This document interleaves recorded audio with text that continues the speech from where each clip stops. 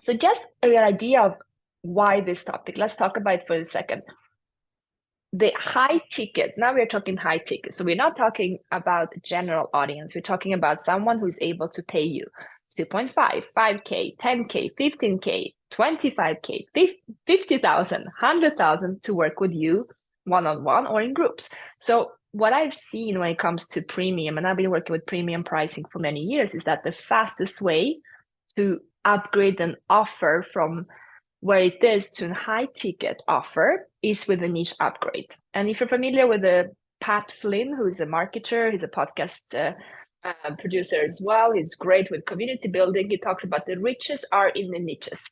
And it really is that simple. It sometimes feels like it's just so small, the audience I want to niche down to. But when you get to understand the power of this, you will start to understand how much we are actually complicating our own life by being too broad. So I talked about this in another session, and I want to repeat this. This is Alex Hermosi. Alex Hermosi is an incredible marketer. He wrote several books called 100 Million Leads, 100 Million Offers. I really admire this man and his wife for what they're doing. They're incredible when it comes to marketing. So he has this episode where he talks with one of his clients who has 5,800 followers on Instagram. And she's only doing organic. She's basically not even doing paid, and she's earning 1.1 million per year with 5,800 followers. Which for him is completely shocking because Alex Hermosi is everywhere. If you are familiar with Gary Vee as a marketer, he's very big. He goes on all the podcasts, all the things. He's everywhere all the time with his content. And this woman is basically completely challenging him in his marketing strategies because she just has this small audience of 5,800 followers on Instagram that she organically works with. She produces content once a day, and that's what she does to get to 1 million with her offers. And the question is then, what does she do that is so specific? Is that her audience is dentists who work with insurance claims, and what she's doing specifically for them is to help them to have success when they work with insurances to get those claims back. That is what she does. That's the only thing she does with her super niche. So not only is she super niche on the actual audience, but she's also super niche on the solution. So if you are clear on the audience, that you have really get clear, today we can also get clear on the solution you're going to provide to them together. That's the sometimes the missing link. And I find it super fascinating because it's an invitation for all of us to stop going so broad, but really getting to a super, super specific solution that we're going to solve for a specific audience that is actually ready to pay for that. Another example of this, I love the book Thinking Great. Napoleon Hill. You read this book. What he did was to interview about 100 very successful entrepreneurs 100 years ago, including people like Ford.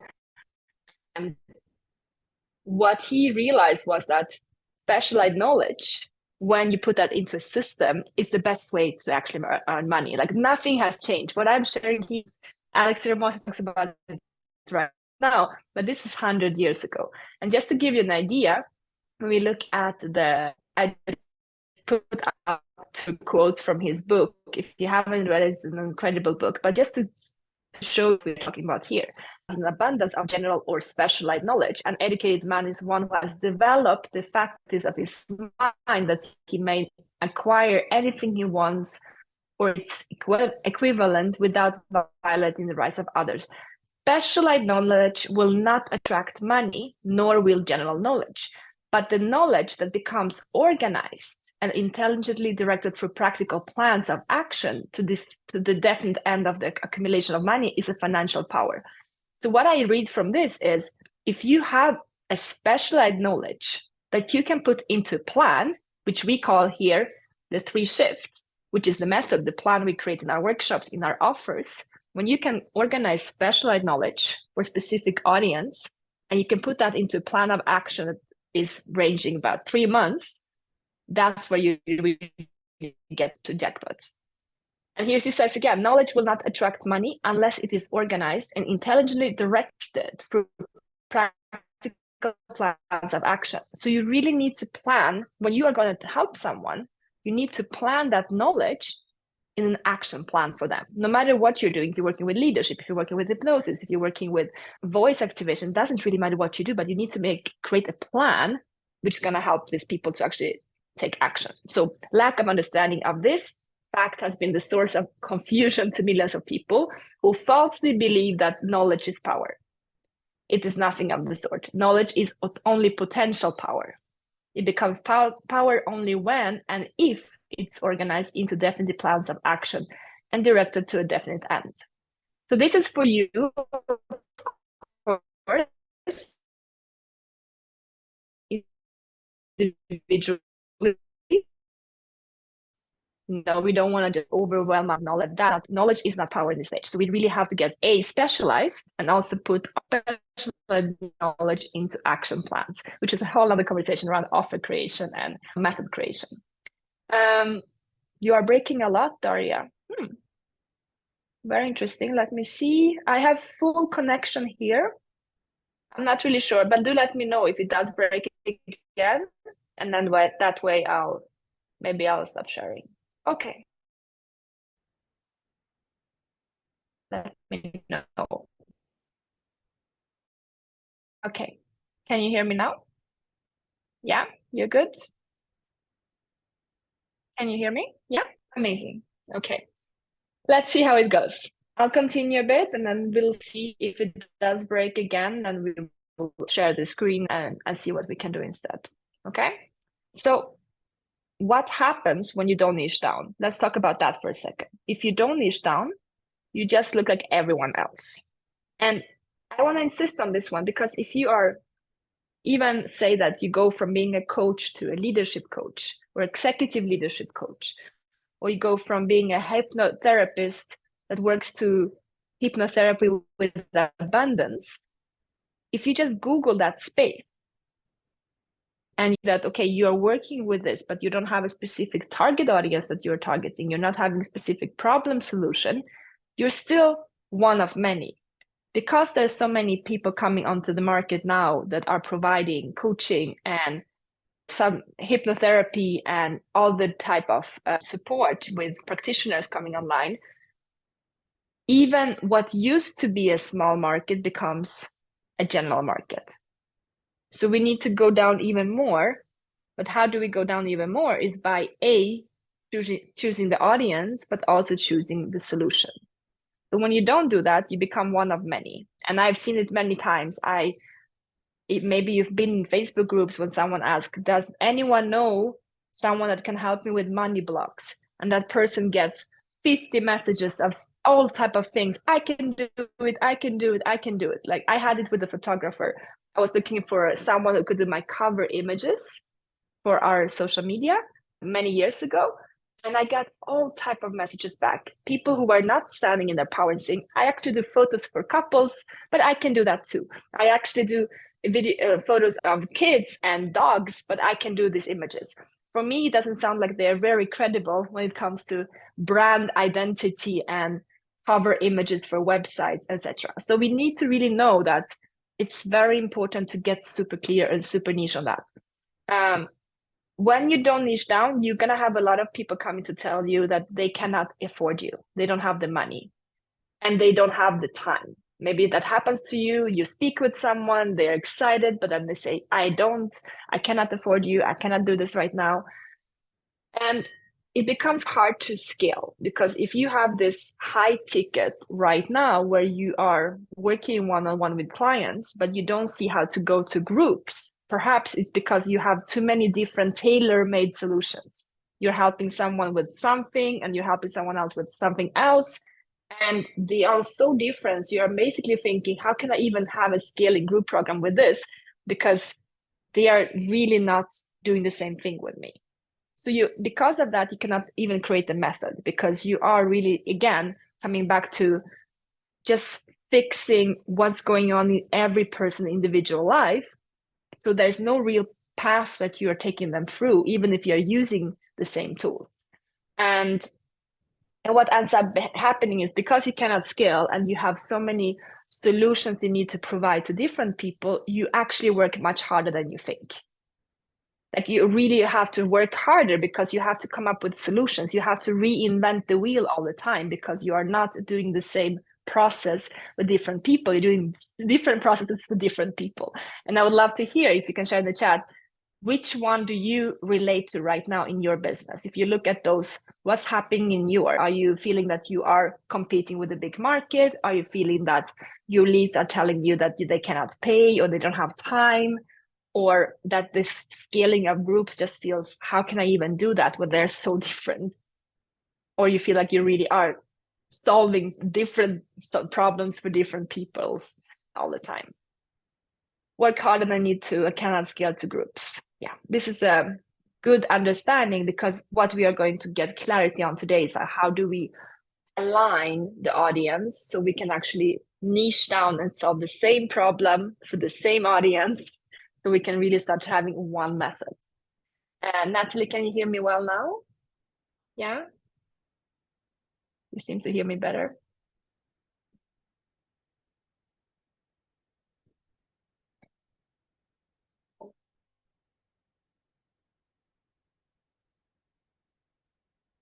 I have to process the solution and bring to my audience. Yeah, we're going to get to the solution in 1 second. So let's look at, I have 3 steps for you how we can define this very simply. First step is defining the target audience. Now we're going to define the problem solution. The defining of the target audience, and this is something we do, like I do it naturally every 6 months. I've been coaching and training for the last 10 years. Every 6 months, I will think about those questions because I am growing. So my audience is growing. It's natural. It's a process that we go through. And sometimes there are some more intense shifts that has to happen because we realize, oh, I don't want to work with this audience anymore, or it's not aligned for some reason, and we have to make a bigger shift. You might be going through that right now. That happens often when you go from hourly to high ticket premium, or if you're really changing a market. But it can also happen when you're working with premium pricing, but you want to change what you're actually doing. So let's look at I call it the Ikigai niche. So 3 questions to ask yourself. Can they pay?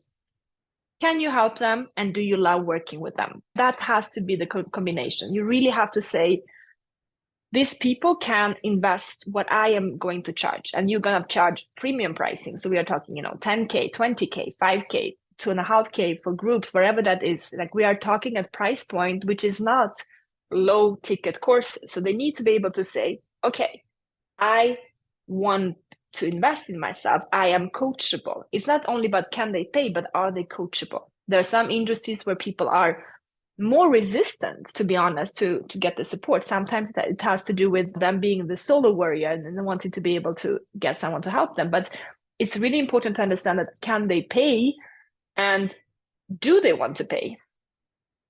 And do they want to pay for coaching programs? That's super important to think about. And this can also be related to how open is the market for getting help. I had some conversations with different therapists and coaches, and they were telling me that some American markets, amazing market, some French markets are great, UK market is great, but there are some markets that just haven't gotten to work with coaching, and they haven't got to getting help. It's still considered very hard, and they're not investing in that type of thing. So it becomes harder for people to actually work. Even if people have the money, they're not ready to get coachable.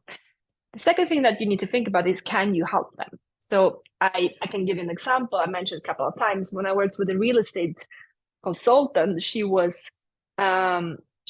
to upgrade to a target audience and invest in $1 million villas. The problem with that was that she doesn't know how to help them because she doesn't have $1 million villa herself, but she doesn't even hang out with millionaires. She never had a client who was investing millions in their second home in Portugal. So how can she help them if she doesn't understand who they really are? So it came from a place of lack. It came from a place of almost greediness, I would say, because it was, how can I work with people who have money, but without even thinking about, can I really help them? Can I really work with this audience beyond the fact that they have money? Is this an audience that I can support and help? So of course, this is very important that you do things in integrity. And then the third part is, do you love working with them?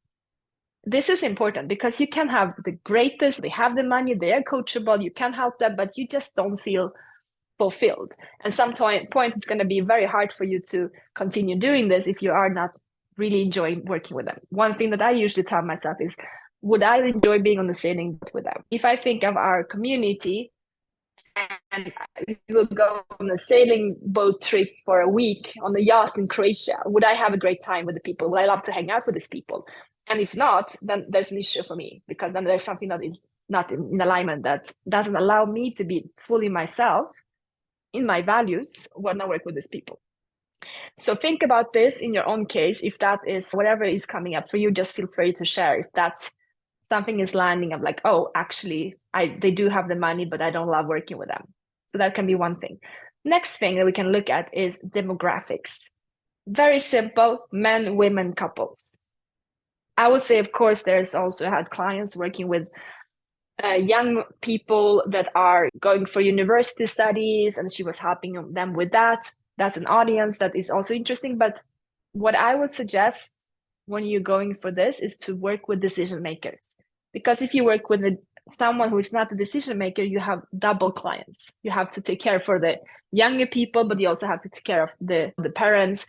I don't think that's the case for you, but that's something to consider when you're choosing your audience. It's better to take the one who's already in position to decide for themselves. So are there men, are there women, or are you working specifically with couples? And that will be the three simple ones to think about.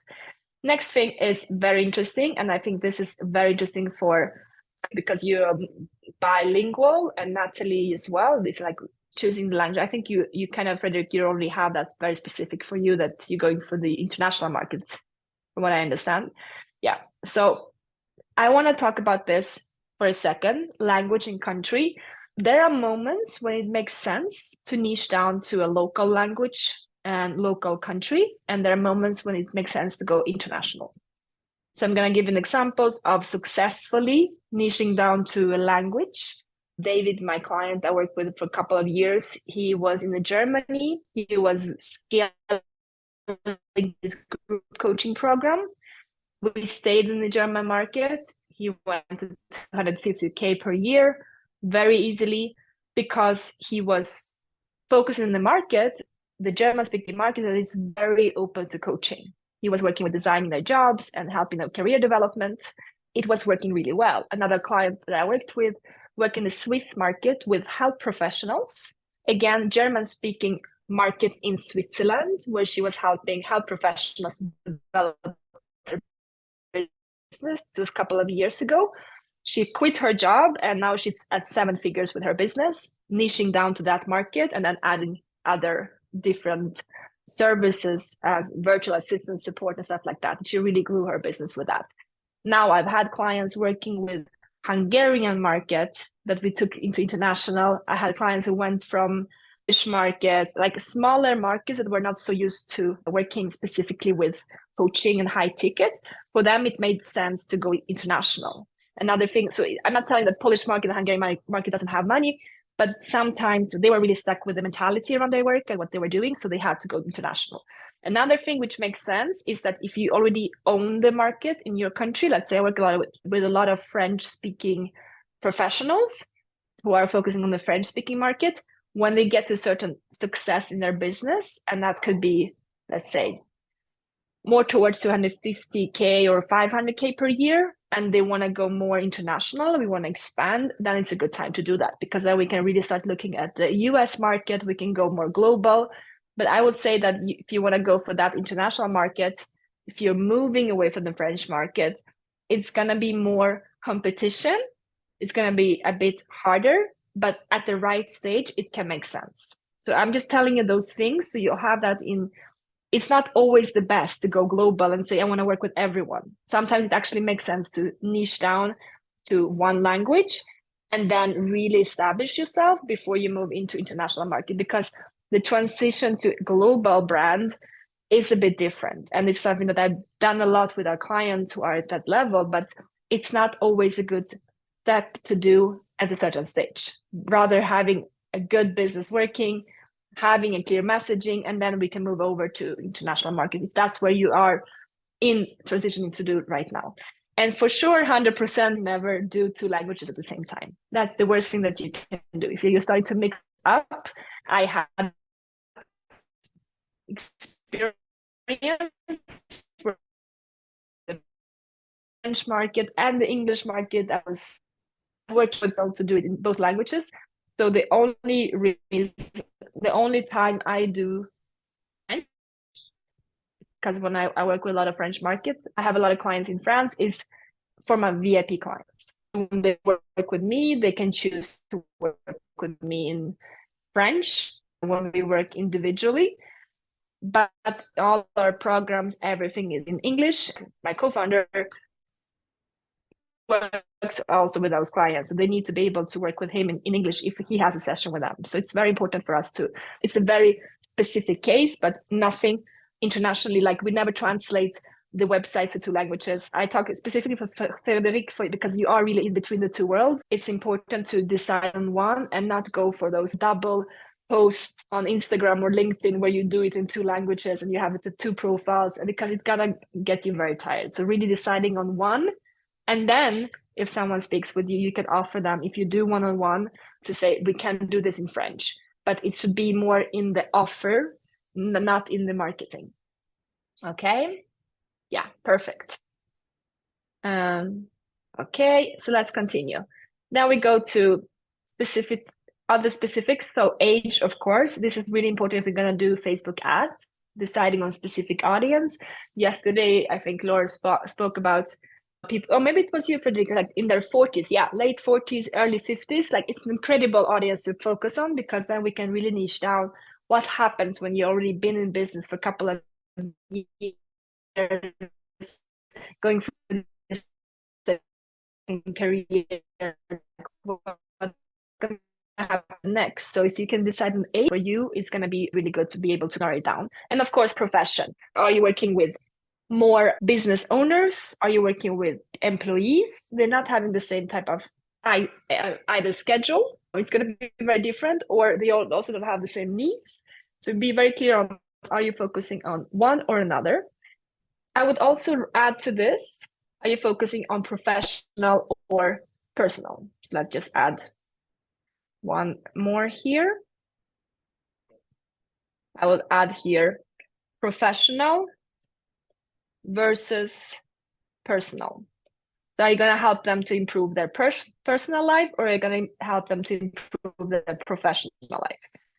Again, not the same, because if you're going to focus on helping them with a professional, usually the return on investment in their mind is bigger, and they can also ask the company for support. But even if it has to do with self-leadership, emotional intelligence, and of course it's going to play in how their life going to look like in their personal life, but you have to look in, are you doing that or another? And also another thing that I like to look at is something I'm doing with our VIP client at the moment. We are moving from, are you talking to their mind to body, or body to mind? What I mean by that is, are they in their mind when do they come very much in their young, they're having a lot, maybe they're close to burnout, they're working hard, and you're helping them to come into their somatic, more into their bodies, more into their really connecting with their purpose, connecting with their soul, connecting with their bodies, intuition, etc. Or are you moving from, they are in their body, they're very feminine, they're very much, but they are not having clarity, structure, which I think it's more like a business coach would do that, like business coach, or let's say accountability partner would be more that. And also, from my experience, this second one is harder to understand because you're helping with structures. It's much more hand-holding, whereas someone who's already has self-leadership, maybe just doesn't see themselves, is going to be much more committed if they see the value of that. So really look into that. What I've done with my VIP client is that we have taken her marketing and we moved it from body to mind, because she had a lot of conscious people, but they were not really getting into it. Actually, the ones who were already leadership, already had a business, and now wanted to come into more into their body, more more with the soul. So we are changing the whole messaging to speak into the logical brain. So the logical brain is also connected, and not only their heart, because they also have to integrate, because their mind is so strong. We need to integrate the mind into the conversation. So it's a very specific, but also super important conversation, because most of the times, and I think for Frederick and Natalie, for both of your audience, they are a lot in their mind and they come from the body. They want to be body. So you are already there. So the risk is that you will speak. Can you hear me? Yeah. The risk is that you might speak from a place where you already are, but you have to remember that they are not there yet. They come to you. You're not? Oh, it's good until now? More or less, yeah? Okay. Let's see. Let's see. Maybe the recording is going to be better, hopefully. Yeah, so what I was saying is that the risk is that you, if you don't have this in mind, you speak from a place where you already are. So you might already be connected to your intuition and soul, but your messaging might show that. But if you are, cannot hear me?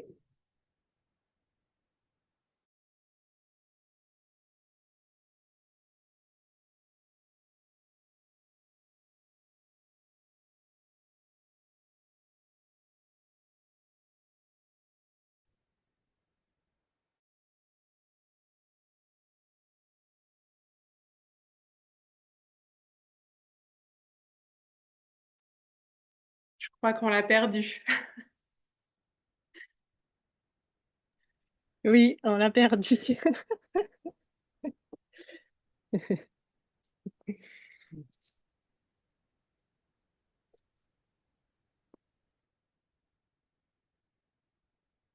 T'es basé où, toi, Frédéric?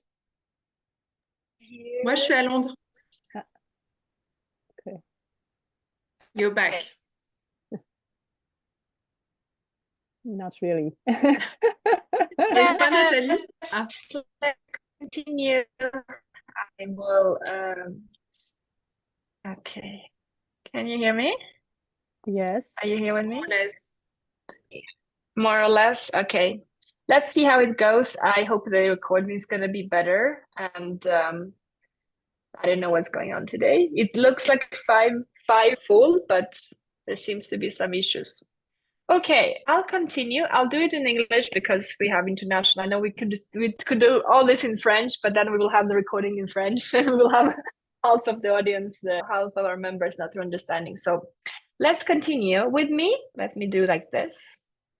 So this is a part I really would love to talk about, because this is extremely important on a marketing level when you're going to talk about your audience. Because if you understand that they are in their mind and you want to bring them to their body, the risk is that you already speak from that body space, because you are already there. So your marketing might sound like everything, I'm in my intuition and I'm so connected. And then you're asking, why do I not get the type of audience I want to work with? What we have to remember is that they come to you because they want that support. They want you to help them to go from their mind to their body. So if their mind is extremely powerful and logical, and if you only speak to their heart, their mind is not going to be part of this journey of deciding to go for it. So they rather not join, because the logical mind, even if they don't understand it, the logical mind is not on board. And this is what's going on with my VIP client at the moment. We are reshifting her messaging because she's attracting people who are very conscious, but she doesn't attract the audience of leaders that she want to work with. Why? Because those logical leaders are coming to her when they understand that she also has the understanding of the mind. She has to speak to them from a very logical perspective. For her, who is very much in her feminine, it does require more strength of understanding of what are they going through. But when she does it, her communication, now that we have doubled her price of her event, and she sold already almost half of the tickets for this new audience. Why? Because the messaging has changed to speak to their mind, and that we're taking their mind to their heart. So this is extremely important. And I'm just adding it here because sometimes we forget, what am I actually doing? And this is a specific target audience specification, because if you work with body to mind, you are more helping beginners structure, to create actions, to move into productivity, those kind of things. And if you do this, then you end up really tired, because if you might be doing a lot of hand holding. And if you love being an accountability coach, accountability partner, that's great. But if you want to work with people who are leaders, you need to work with people already in their mind and want to go to their body, not from their body to their mind. So that's a very specific point. Let's continue to the next part, and hopefully I can get back to the presentation. Okay, I am in the presentation. Great. Audience upgrade, also audience level. Are they beginners? Are there some experience and advanced?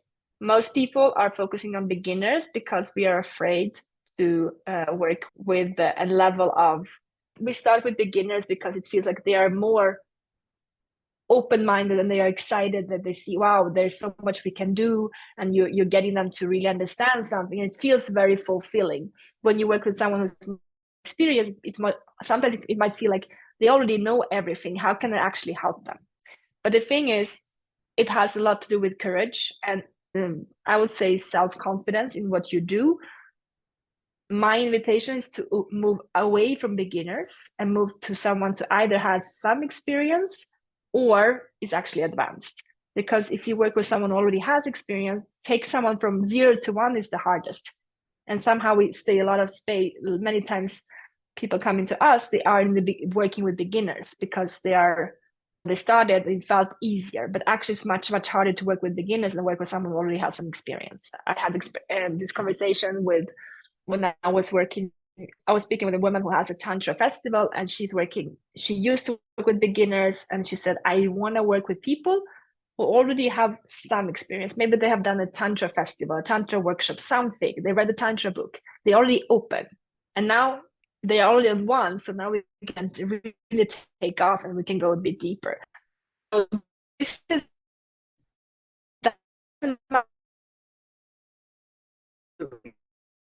if you work with process, or if you want to work with some type of skills, you have to think that they already done some work. You are not the first person they come to. It's not the first time in their life that they get therapy. It's not the first time in their life they do yoga or breath work or mindfulness practice or vision work. Because if they do, there's so much to learn for them, and the journeys might really take a long time. Whereas if they are already advanced or they have some experience, it's going to be much, much easier to work with them. This is really a point of view that I would say that is to consider. Let's look at the next part, which is define the 1 point outcome. This is the part where a lot of people miss. So you might have the target audience. You decide those. You decided what they're about. You decided demographics. You decided local or international. You decided age and professional, that and level. Now the question is, what is the problem you're solving? And this is something I think, Natalie, you said that you didn't have specifically this defined, like the pain points, because you can say, I'm working with women in their 40s who are doing this and that, or you can say, I'm working with leaders who are C-level, etc. But what is the actual problem that you're solving? This is something really important to remember, because we can solve different problems for them, that's for sure. And if we are solving a problem that is too far away, that's when they say that they don't want to work with you right now because that feels too big. So in one hand, you do need to think about the vision, like the vision. What's the vision they have for themselves in 1 to 3 years' time? But that is what you know. That's not what you sell. You need to know, where are they going? And then here, what you're actually selling is what's the first step they need that we can solve in the upcoming 90 days. Okay? So this is really important. So you need to know the vision, and I invite you to think about that. You can even write it in the chat today if we are a smaller group. What's the vision in 1 to 3 years times for them? So for instance, the clients we work with, our vision that in 3 years time, you'll be able to have a 7-figure business. That's the vision. And of course, it will not happen in 90 days.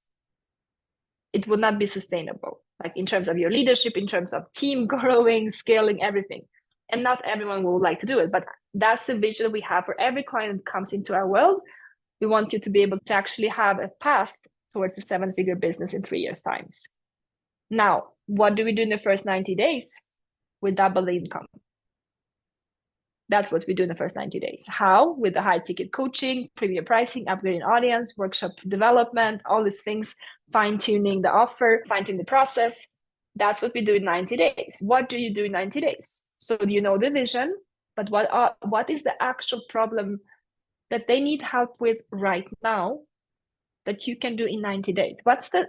And you can say, what's step one? Doesn't mean that it's gonna be the only thing you do, but what's step one? And I invite you to think in the chat right now, what is this gonna be? What's the 3-year vision for this target audience that you decide on? And what can you create as a result that you can create with them, but also ultimately they believe that they can do?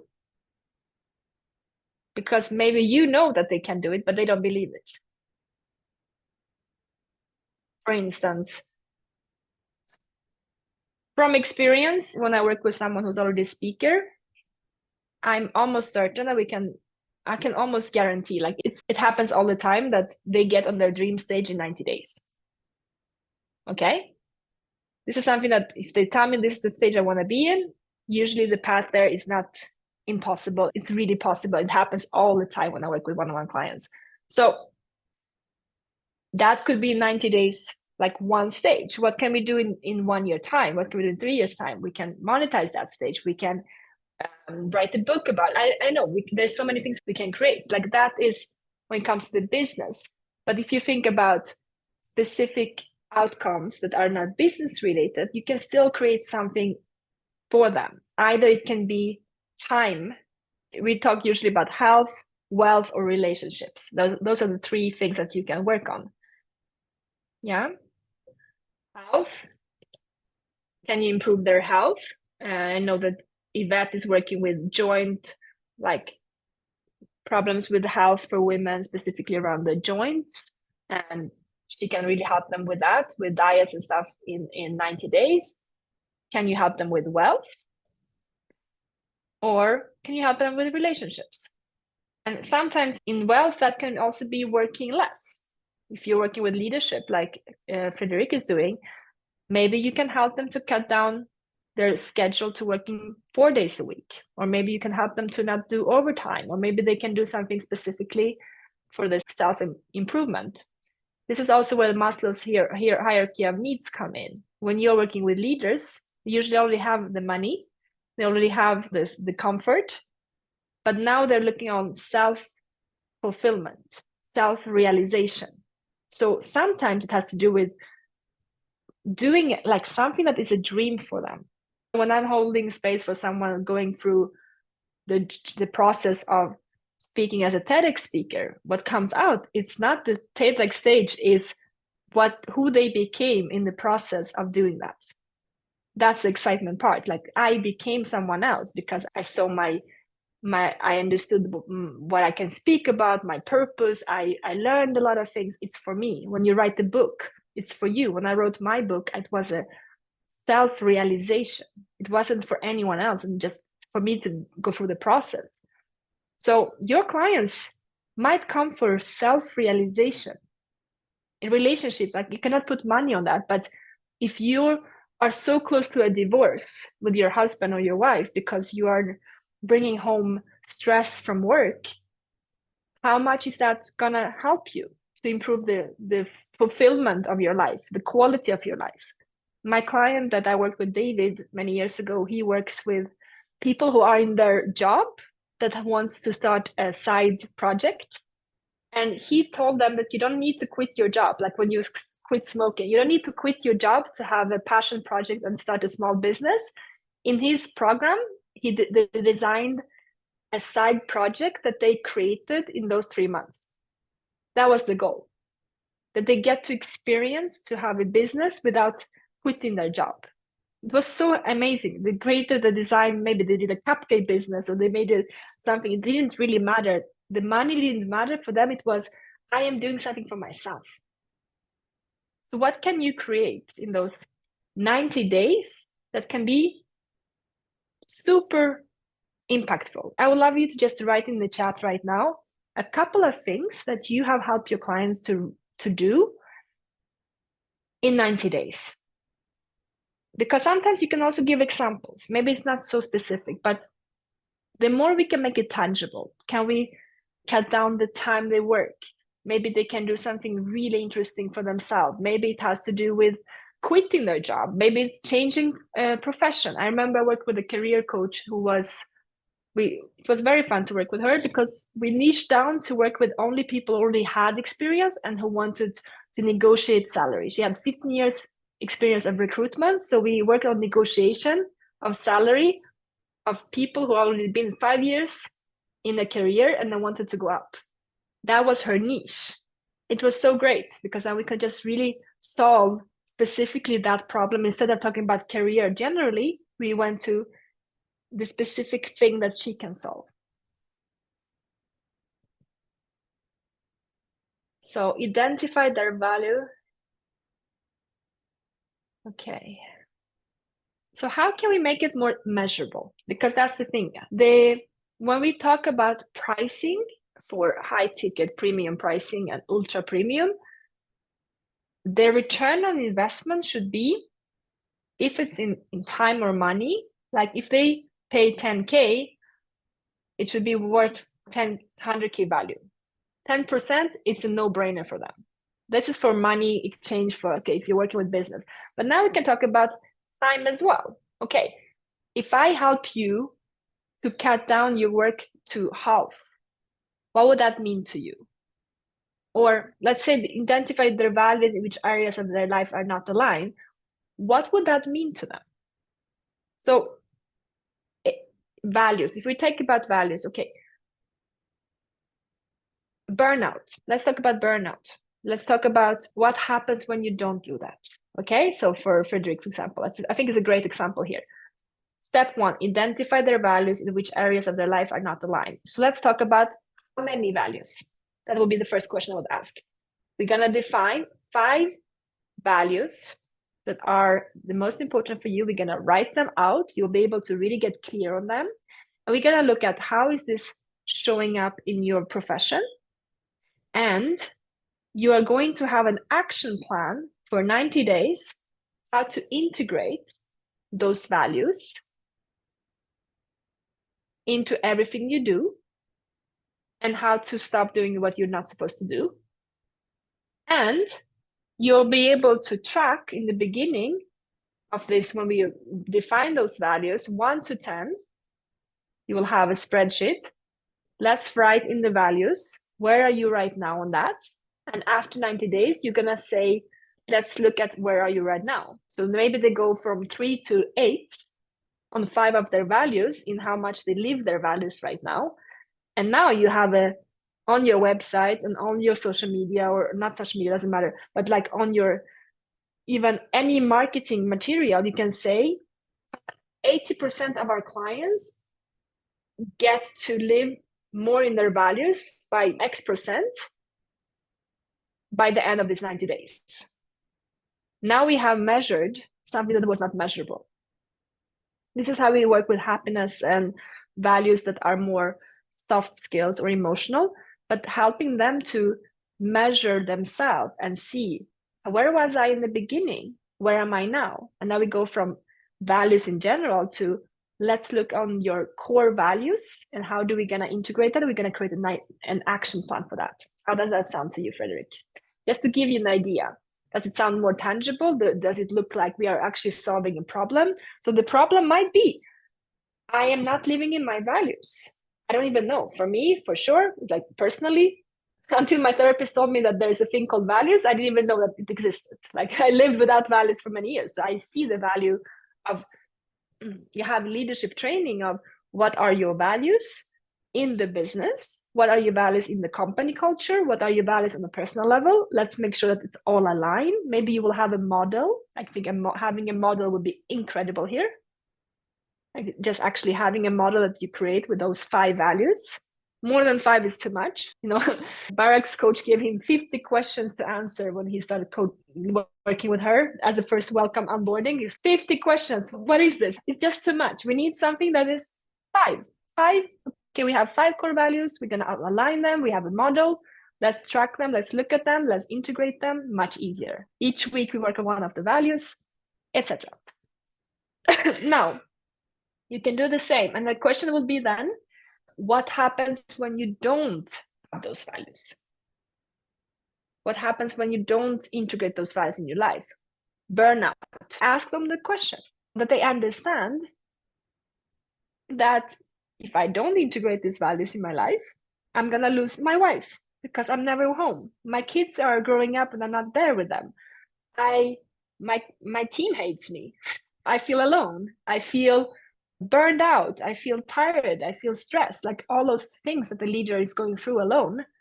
What happens if I don't integrate those in values? Okay, what happens now, right now? What happens in 1 year? What happens in 10 years? What's the outcome of not working on this? And this is, I don't know if you have it in your pillars, Frederick, but if you do, this is an incredible workshop that you can create. Values and leadership, like it's going to be incredible. Just straight from what we just talked about today. Okay, so let's continue. Stop playing along with trying to grow their business. So this is interesting, staying alone. What's the risk, Natalie, if we are doing? What is, if we are alone in business, what's the risk? What are the benefits of being together? I would ask myself, okay, if we're going to focus from alone to co-elevation, let's say, if you really want to work on the mastermind format of helping people to be together, we need to talk about statistics. Numbers. Okay. Can you bring out studies that show me that working together will make me more productive? You can talk about lose inspiration to be tired, about turn. Yes, absolutely. Lose inspiration to be tired, to abandon.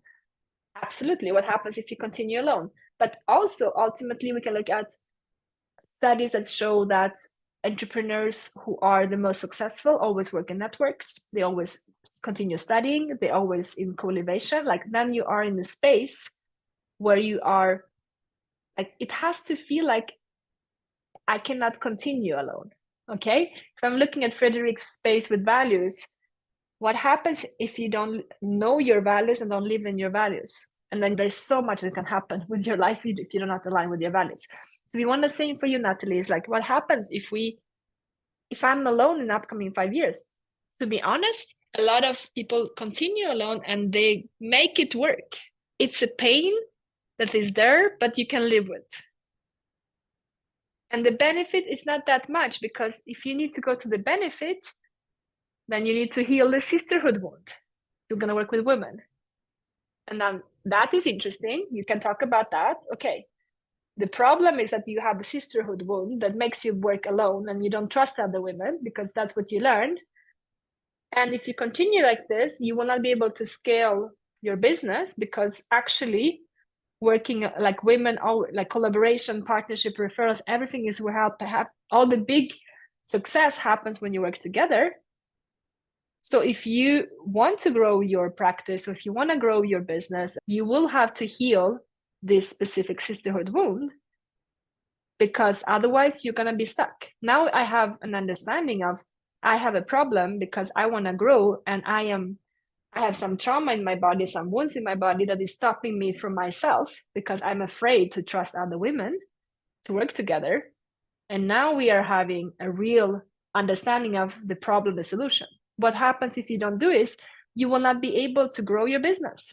because everything happens in networks. Like all the big deals are happening with partners and referrals and joint ventures, and everything in the business is all about collaboration. It's all about collaboration. Now you're talking to a pain that I have. Oh, actually, if I want to collaborate, I need to heal my wounds because I don't trust women. I don't trust men. I don't have any mentors because I don't trust anyone to help me. Now you're talking to my fatherhood wounds of abandonment because you work on the subconscious, right? Now you're talking to the wounds that I need to heal.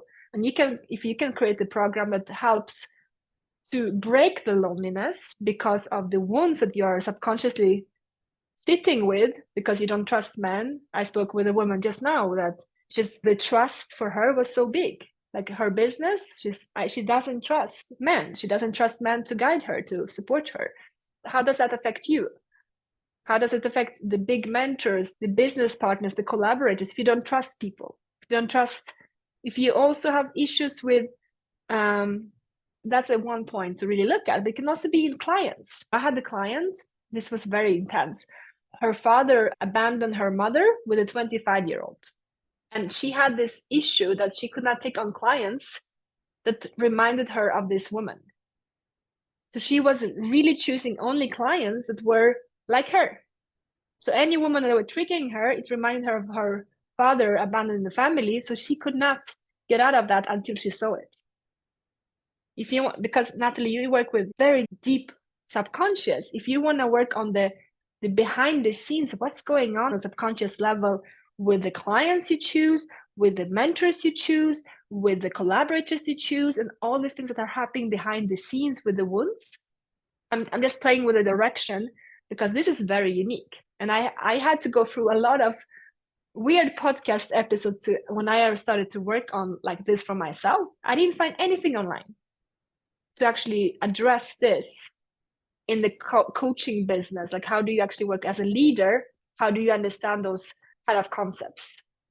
So yeah, how is this resonating, Natalie? I would love to hear. Yeah, is this a pain point that could be interesting for you to explore? I'm just brainstorming. Anything I'm sharing here is for you to open your mind to how we can think about pain points and something unique. Because if I was looking for this, I think it was 5-6 years ago when I was very curious about the deeper levels of our choices as a leader, as a coach, and I was not finding any podcast. If I would have found you, Natalie, speaking about this topic on a podcast or YouTube channel or somewhere online, I would have started following you because I would say, okay, this is one of the few people who actually talk about this topic that I am starting to understand something about. And this is an expert who understands this deep subconscious. Sometimes we also need to study, like, okay, I want to go into aloneness. What is really going on? Why are we alone? What is also just here? What's the message that you haven't heard before? Because how many times have you heard you should not build the business alone? But if you tell me the reason why you're alone is because you have sisterhood wounds and it's gonna stop you from growth, okay, now I want to hear more. Tell me tell me something I haven't heard before. And I know that we can, but we need to go to a place in messaging that maybe the market hasn't heard before in this way. It's a bit different. The values thing, Frederick, is very interesting. I really like that angle, like just really looking at that angle from the beginning. We'll see. All right, let's talk about step 3. How do we do this transitioning? So we talk about target audience, talk about the personal pain outcome, the transitioning and the mindset around the transitioning. This is the tough one. I don't know where you are when you're going to listen to this maybe many times, this recording, but the mindset is that you have to burn the ship. If you have an audience now that you have worked with that is not that audience that you want to continue with, or maybe you have 4 or 5 different audiences, you're working with this type of clients, you're working with this type of people, you're helping everyone. The mindset is that you're building a new business, basically. It's really starting from scratch. Because if you're trying to do both, and we're going to talk about this later, but if you try to do both, it's going to be very tiring because then you will be, yes, I can do that, but I can also do this, but you're not really known for something specific. So the mindset is really to, as we step into the new audience, new problem solution, it's not to try to make everyone the same. And this might mean, so for sure that we're going to let go of the past and let go of clients. And maybe you will have to fire clients. Maybe you have to say, you know what, we're not going to continue after this because it's no longer what you're doing. And it's a tough one because you all love the people you worked with and you want to help them. And we're all here because we love our people. It's a very tough one. But if we keep on and hold on to them, we'll not be able to grow. We'll not be able to really fully commit to this news offering. So letting go of the past, but also, of course, with love. And I would say one other thing is you might have to do in parallel until you finish your contracts. You will have to, maybe you started something and I don't want you just to cut everything off, especially when I work with someone who is transitioning from one audience to another, or they're transitioning out of their work part-time to full-time. Wherever that is, there's a transitioning phase. And I don't believe in let's just throw everything away and do a very tough cut.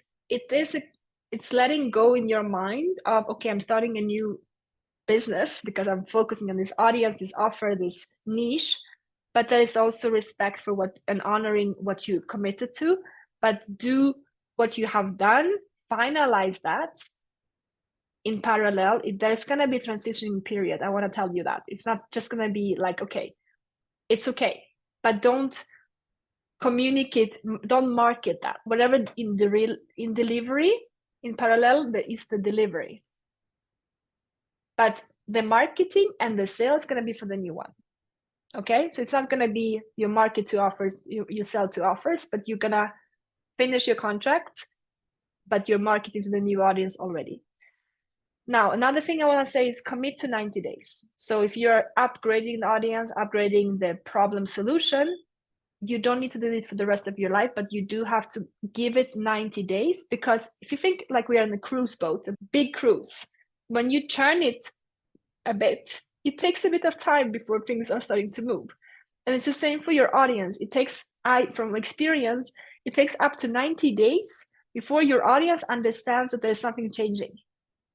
You might think that you're talking about it all the time, you've changed everything, but they still need some transitioning time. So you might think, but nothing is happening.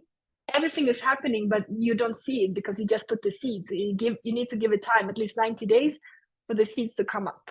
So give yourself the time to have the faith in yourself that you are on the right track and trust that this is the audience you want to work with, the problem solution you want to work with. And if you get a moment like, oh, am I really doing the right thing? Go back to what I shared about 5,800 people, $1 million with 5,800 followers. It is really that simple to niche down. And another thing that, of course, I don't want you to just be in your own mind and think and try to do something that you have never really done before. I suggest that you do survey calls. So as soon as you do a transitioning with this new pain point or this new target audience, get on calls, like with people that you know who are that, or even your audience. Ask for calls. You're not trying to sell them anything. You just ask questions like, hey, I'm thinking of going for this type of offer and you are in this audience, and I would love to ask you a couple of questions. What do you think? Am I missing something? I'm thinking that this is you have ideas, you're an expert, you're making hypothetical ideas about the offer and everything, but do check in. And I would say have 5 to 7 survey calls. Really get them booked in your schedule. Talk with them, write down what they say. How do they talk about their issues? Like, how do they talk about what is the vocabulary they are using? What are they saying? Get all this data as you're transitioning, so you are sure that you're listening to your new audience and you know what they want. So you don't end up building something that you don't even know if it's completely what the market wants. I'm gonna give you an example. I was a marketing mentor for European Innovation Academy, which is a huge, like one of the biggest accelerators in the world for entrepreneurs. And students come and they do app development and stuff like that. I had 30 students I was overseeing for this. And there was this group of men, young guys, who wanted to create an alarm for trolleys, for women in the park. If someone would steal the trolley, they will have something coming up. And I asked them, have you ever spoken to a woman if she actually needs it? And she said, no. They just built this app. And I said, we have to start over. Like, you need to talk with your audience. You need to ask, do you actually need an alarm for your trolley? The same. Do you actually need something that will help you on this problem? Would you invest money? Would you, is it a priority or what? And actually they will tell you, you know what? It's really interesting, but not for this stage. And you will learn so much. I really highly recommend you doing those survey calls and writing notes and everything so you can understand about them. Okay. Now let's go to the last part, which is the implementation. So when you have gone to the step, like what do we actually upgrade? Because we talk about the internal upgrade, you will decide a lot of things today. You will decide about your audience, you will decide about your pain points. So what happens next? When you have decided, you need to show it to the world. It's not only that you decided that, we actually need to show it to others that we have made a shift.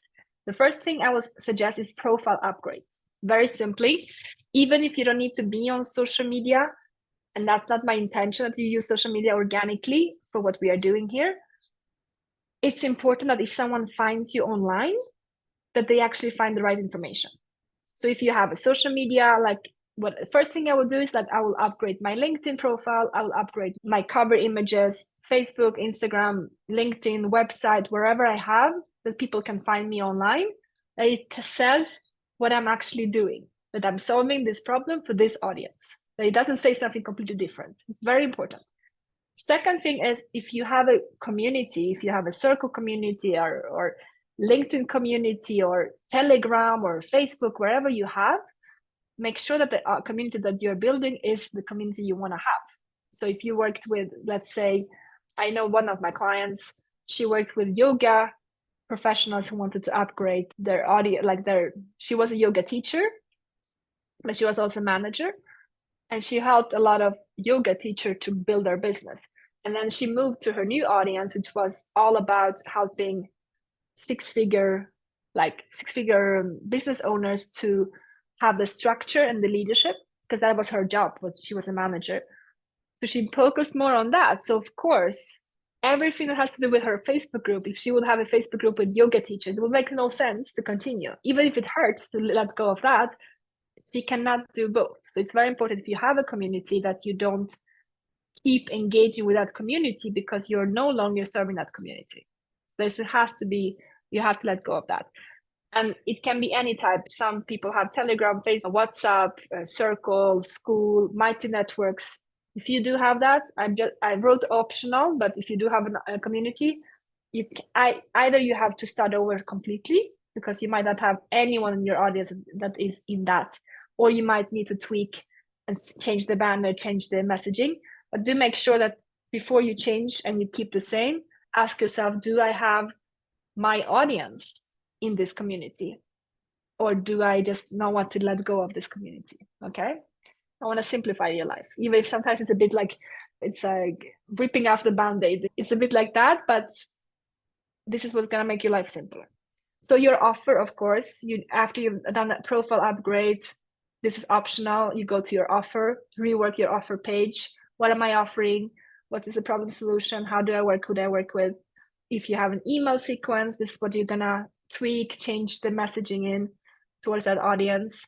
Your 3-shift workshop, of course, the pain points, the pillars gonna be different because your offer is different. And your book a call link, the messaging in that description. That's going to be the 6 upgrades that we need to do to be able to just align everything for the upgrade.